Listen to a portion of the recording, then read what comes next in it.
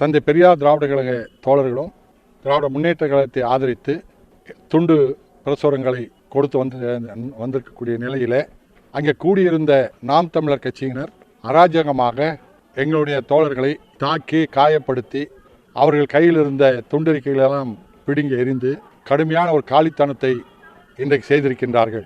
சீமான் அவர்கள் ஈரோட்டில் நடந்த கூட்டங்களில் வன்முறையை தூண்டுகிற வகையில் வெறித்தனமாக பேசி வந்தார்.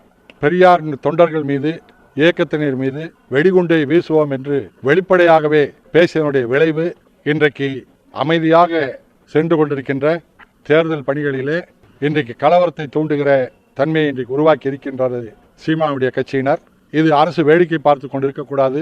ஏற்கனவே அவர் அவ்வளவு வெறித்தனமாக வெடிகுண்டை வீசுவோம் என்று பேசிய போதே தேர்தல் கமிஷன் அதன் மீது நடவடிக்கை எடுத்திருக்க வேண்டும். தேர்தல் கமிஷன் வேடிக்கை பார்த்து கொண்டிருக்கின்றது.